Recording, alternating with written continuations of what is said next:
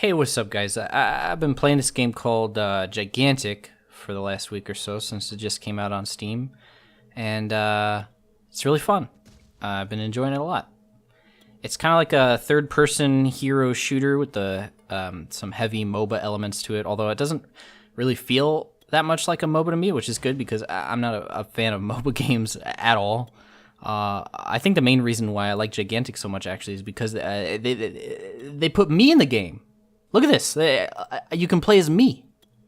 Sick. Kind of coincidental, actually. Uncle SVEN is probably the hero that most caters to my personal playstyle. He's kind of a mix between a decent mid-range damage dealer and a support class, very similar to the roles of a battle engineer, actually.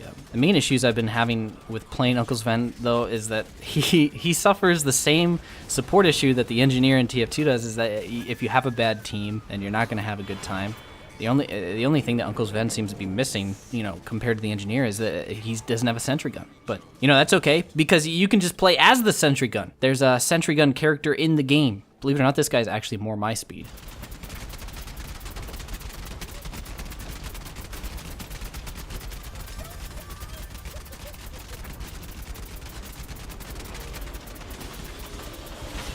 I won! But in all seriousness, HK206 is kind of like a mix between playing Bastion from Overwatch and Heavy from TF2.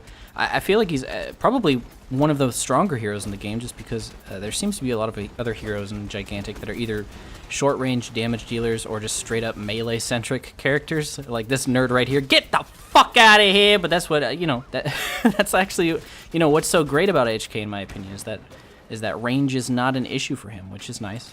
One of the harder things about this game actually seems to be... Get this guy's, kill him!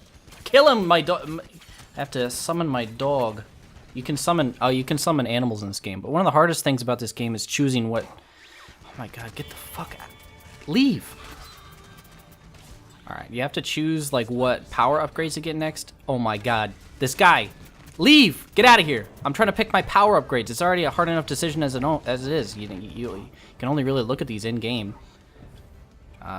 You gotta, let's see, heavy artillery. Dude, now you've made me angry! Anyway, I think I'm gonna go with the shock absorber. I actually consider HK to be, more of my main in Gigantic more than anything, because I usually just pick him when I want to carry the nooblets that I'm getting paired up with. Look at these guys. You guys are going to be real sorry when my right-click cooldown comes out. Oh, shoot, that's 5 people. I'm out of here. See you later. You can sprint in this game, too, which is nice. Also, this lady can go invisible, but...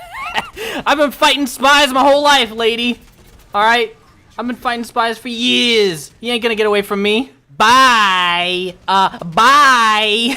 Bye! One of the weird things about Gigantic seems to be that no one uses the voice chat or the voice comms, which it can be pretty important in a team-based game, but, as a result, there's virtually no toxicity in this community, so, that's a pretty fair trade-off if you ask me. Oh! Get fucking owned, dude! Hell yeah! Uninstall! But, a real review of Gigantic, the core gameplay and the heroes, they're pretty fun, and they feel pretty well balanced so far, but there's still a lot missing from this game. It doesn't feel like a fully complete game.